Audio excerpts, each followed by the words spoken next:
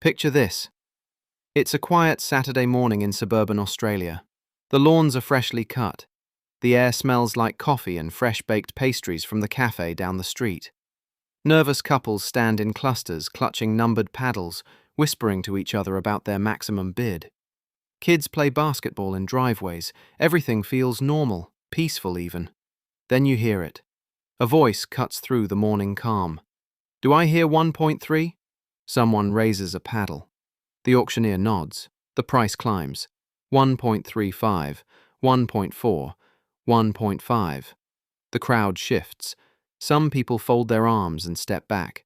Others lean forward, hearts pounding. This isn't just a house. This is their future, their retirement, their children's inheritance. The hammer falls. Sold. Applause breaks out. The winning couple hugs. They just bought a 3-bedroom home for $1.6 million. Now zoom out. Look at the numbers behind that Saturday morning ritual. Australia's residential property market is worth $11.6 trillion. Let me say that again. $11.6 trillion.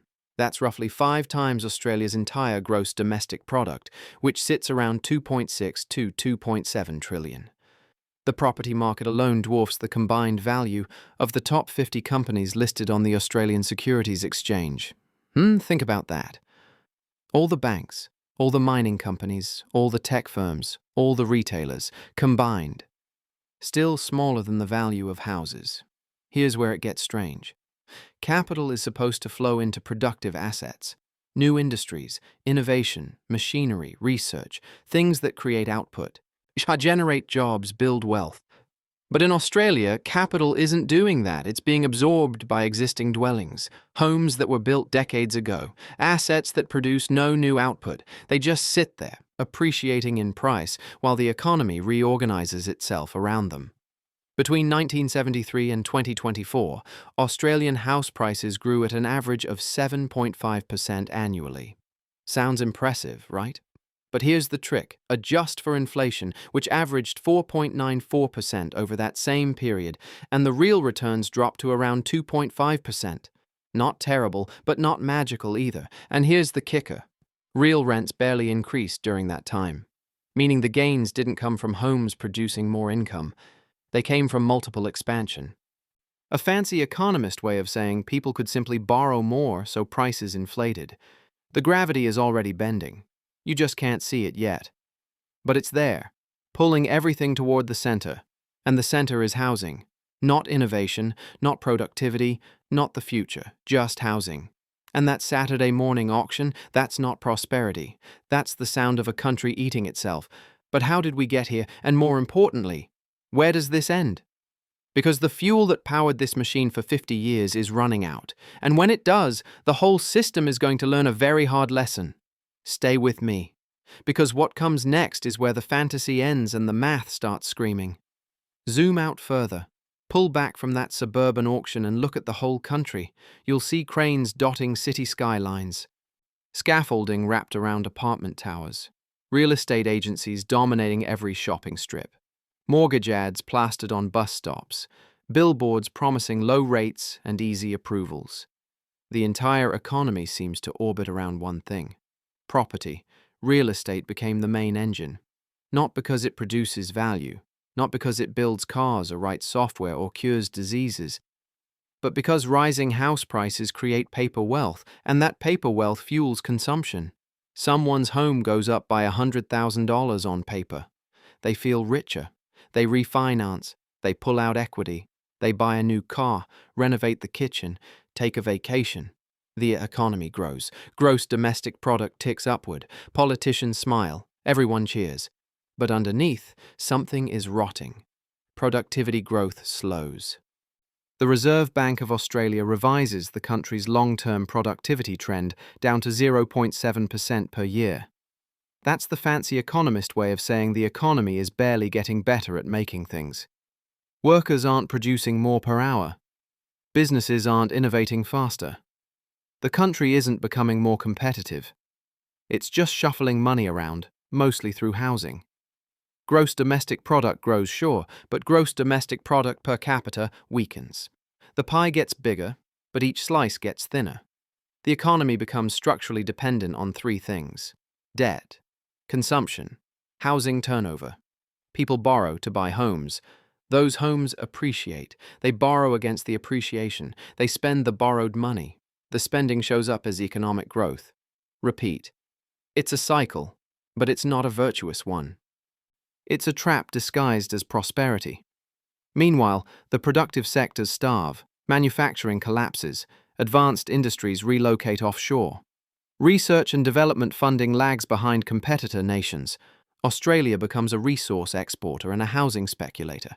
Dig stuff out of the ground, sell it to China, then use the proceeds to bid up house prices. That's the model. And for a while, it worked. Commodity booms kept the money flowing. But commodities are cyclical. Housing debt is permanent. Think about what this means for the future. If your economy rewards speculation over creation, what kind of society do you build? You get a generation of young people who study finance and real estate instead of engineering and science. You get capital flowing into land banking instead of startups. You get political parties terrified of doing anything that might lower house prices because half their voters are sitting on mortgages and counting on appreciation to fund their retirements. The entire system becomes a hostage situation. Australia didn't build prosperity, it borrowed it. It took out a 50-year loan against the future and spent it on houses. And now the bill is coming due. Because all those things that powered the housing boom, the falling interest rates, the dual-income households, the longer mortgage terms, the wage growth that let people service bigger debts, they were all one-time boosts. They can't repeat. The tank is empty. But surely there's a way out, right? Surely the system can adjust, adapt, keep the game going just a little bit longer. That's what everyone wants to believe. That's what the optimists say. That's what the politicians promise. And that brings us to the next part of this story. The part where we look at all the logical solutions people expect to work. And then we watch them collapse one by one. Because the math doesn't care about hope. And the math is about to get very, very ugly. Here's the big reveal. Housing booms were not driven by the utility of homes. Nobody woke up one day and decided they needed 10 times more house than their parents did. The houses didn't get 10 times bigger. They didn't come with 10 times more bedrooms or 10 times better views. The price explosion wasn't about supply and demand in the traditional sense. It was about borrowing power, and borrowing power expanded because of four massive, one-time structural shifts. First, interest rates collapsed. In the late 1980s, mortgage rates sat around 17 to 18%. Imagine trying to borrow money at 18%. Your monthly payment would be insane. You'd qualify for a tiny loan. But then rates started falling. Through the 90s, through the 2000s, down and down. By 2021, rates hit emergency lows near zero. Same income, same buyer.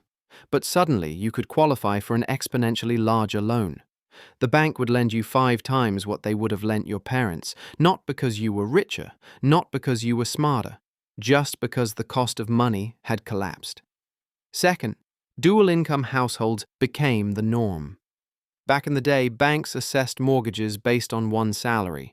The husband worked, the wife stayed home, and the bank lent based on his income alone. But then women entered the workforce in massive numbers. Households went from one earner to 1.6 or more full-time equivalent incomes. Banks updated their models. They started assessing serviceability using 2 salaries. Suddenly, the same household could borrow twice as much. Prices adjusted accordingly. What was once affordable on one income now required 2. The goalposts moved. Third, mortgage terms got longer. The standard used to be 20 years, then it became 25, then 30. Now 30 years is the norm, and some lenders are experimenting with 40. Longer terms mean lower monthly payments. Lower monthly payments mean you can carry a bigger principal.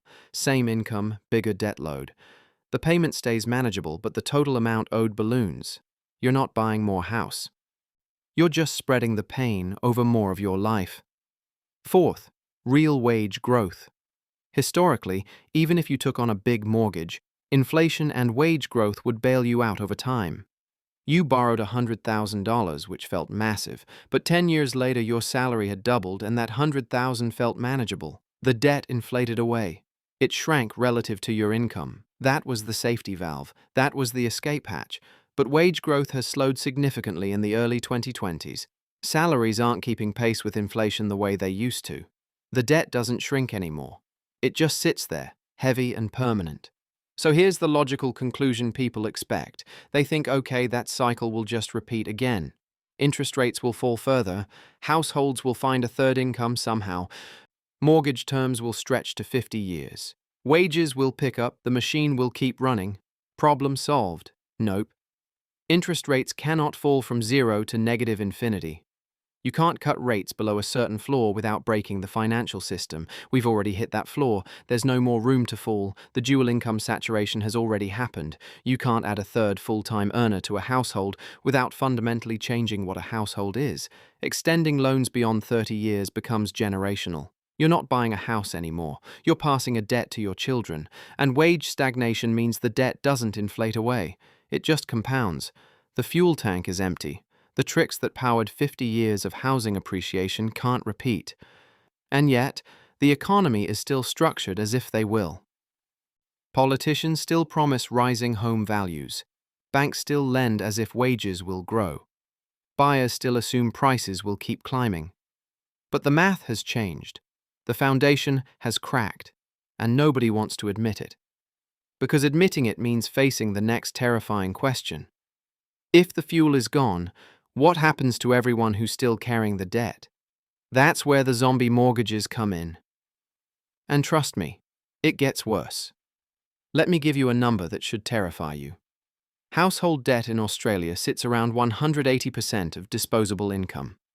A decade ago, it was 155%. 2 decades ago, it was lower still. The trajectory is clear. Australians are drowning in debt. But those are just numbers.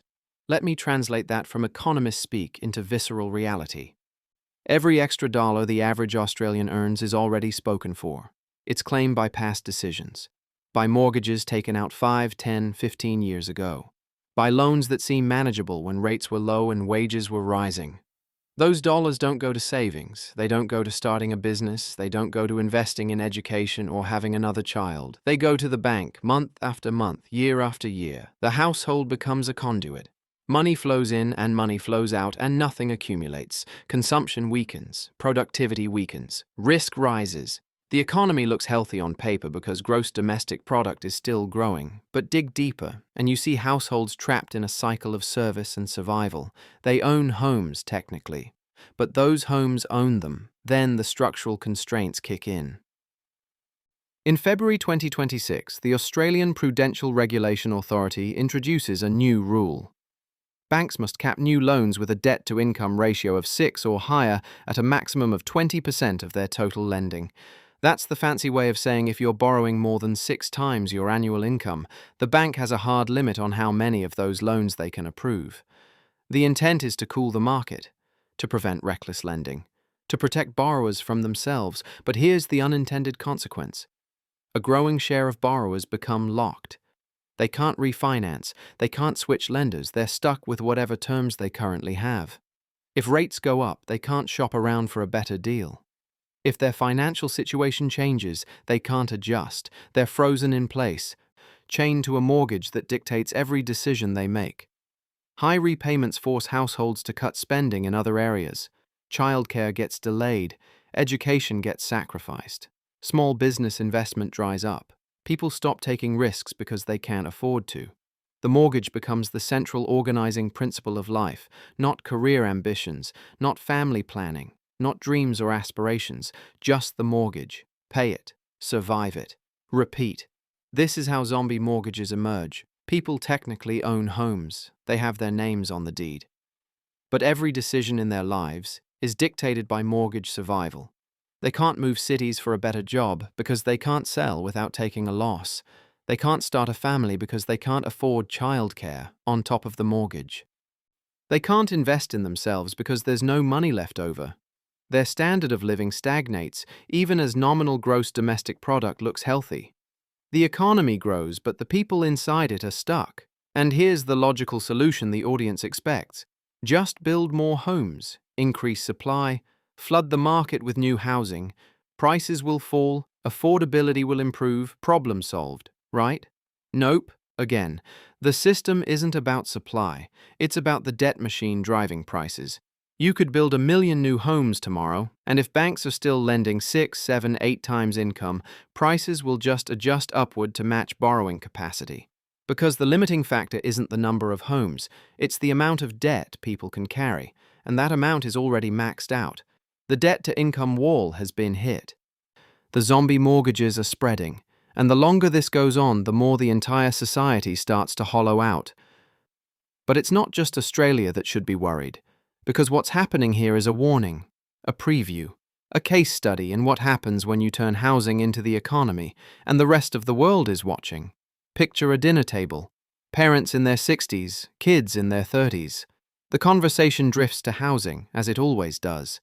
The parents talk about their first home, bought in the 1980s for $70,000, 3 bedrooms, a backyard, walking distance to schools. They saved for 2 years, put down a deposit. The bank approved the loan without much fuss. The mortgage was 3.3 times their household income. Manageable. Normal. The kids listen. Then they pull up a property app on their phones. The same neighborhood, a similar house, listed at 1.2 million, 10 times their household income. Even with 2 full-time salaries, even with perfect credit, even with help from the bank of mum and dad, the math doesn't work. The kids smile politely, they change the subject. But underneath, the resentment builds. This is the new Australia, a country split into 2 generations. Generation affordable and generation locked out. The former bought homes when prices were reasonable. The latter is priced out of the market entirely, and the gap is widening. In the 1980s, homes cost around 3.3 times household income. By 2026, that ratio has exploded to 10 times or higher in major cities. Median values, as of January 2026, tell the story. Sydney sits at 1.28 million, Brisbane at 1.03 million, nationally $901,257. For a median home, not a mansion, not a penthouse, just a regular middle-of-the-road dwelling. Younger Australians face a structural housing tax. They delay starting families because they can't afford both a mortgage and childcare. They delay changing careers because they can't risk a pay cut. They delay independence because moving out means paying exorbitant rents with no path to ownership. Their lives are on hold, waiting for a market correction that never comes. And the consequences ripple outward. Australia's fertility rate collapses to 1.26 in 2023, an all-time low. The population ages. The tax base shrinks. The entire demographic structure starts to invert. Meanwhile, the government tries to help: first home guarantee, help to buy, shared equity schemes, programs designed to get young people into the market. But here's the problem. These programs stimulate demand. They give buyers more purchasing power. And when you give buyers more purchasing power without increasing supply, prices rise. The policies intended to help end up making the problem worse. It's like pouring gasoline on a fire and wondering why the flames keep growing. Then there's the supply side. The government sets a target: 1.2 million new homes in 5 years.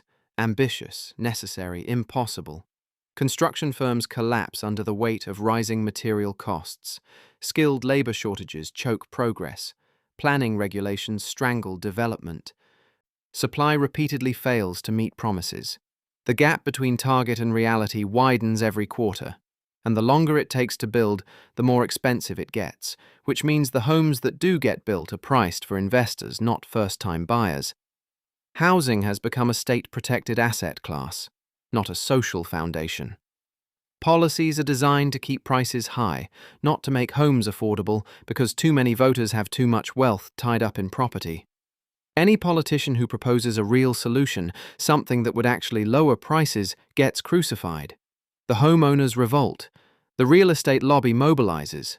The media runs scare stories about collapsing equity and economic Armageddon, and the politician backs down. The system protects itself, so generation locked out keeps waiting. They rent, they save, they hope. But hope isn't a strategy, and the math keeps getting worse. Because this isn't just an Australian problem anymore.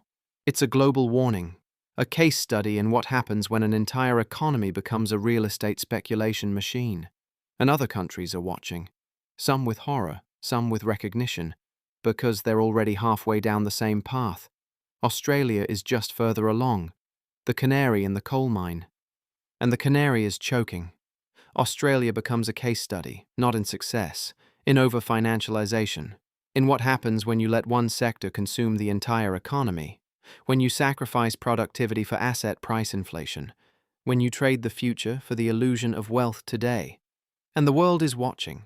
Some nations watch with concern, others with a creeping sense of recognition, because Australia is not unique. It's just early. Canada faces similar dynamics. New Zealand mirrors the trajectory. The United Kingdom shows the same symptoms. Parts of the United States are trending in the same direction. Debt-driven growth. Housing speculation as economic strategy. Productivity erosion masked by rising asset prices. The playbook is the same. The outcomes will be too. But here's the difference. While Australia doubles down on housing, its competitors are pivoting. China invests in industrial capacity. South Korea prioritizes semiconductors and batteries. Germany rebuilds its manufacturing base. The United States pours money into reshoring critical industries. These countries are building productive assets, factories, labs, infrastructure, things that generate output, create jobs, and compound over time. Australia, meanwhile, keeps funneling capital into existing homes. The economy grows, but it's hollow growth. It doesn't create new industries. It doesn't solve big problems. It doesn't make the country more competitive on the global stage. It just makes houses more expensive, and when the rest of the world is racing ahead on innovation, that's a losing strategy. Think about what this means long term. A country that doesn't invest in productivity will eventually get left behind. Its standard of living will stagnate. Its wages will flatline. Its young people will emigrate to places with better opportunities. The brain drain will accelerate. The tax base will shrink. Public services will deteriorate. And all the while, the older generation will sit on their appreciated homes, wondering why the country feels like it's falling apart. This is the warning. When homes stop being homes and become financial instruments, the society built on them begins to hollow out.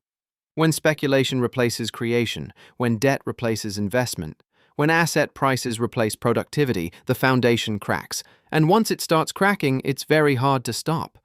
Australia turned housing into the economy. It swallowed itself. It built a system where prosperity depends not on making things, not on innovating, not on competing, but on the next buyer borrowing more than you did. And that's not a market. That's a bubble. A 50-year bubble disguised as a country. So here's the brutal final truth. If your prosperity depends on the next generation taking on more debt than you did, you don't live in a housing market. You live inside a Ponzi scheme. And every Ponzi scheme ends the same way. Not with a whimper, with a collapse. The only question is when, because the fuel is gone, the tricks are exhausted, the math has turned. And no amount of policy tinkering, no amount of hopeful thinking, no amount of denial will change that. Australia built a beautiful trap. It looks like prosperity, it feels like wealth, but underneath it's just debt. Compounding, growing, waiting, and when it finally snaps, the whole world will learn the lesson Australia refused to teach itself. You cannot borrow your way to prosperity. You cannot speculate your way to greatness. And you cannot turn homes into the foundation of an economy without eventually destroying both. The warning is there. Written in $11.6 trillion of residential property. The question is, will anyone listen? Or will they just keep bidding at auctions, hoping the music never stops, praying the next buyer will pay more? Because that's all that's left now. Hope, prayer, and the sound of a hammer falling on a Saturday morning.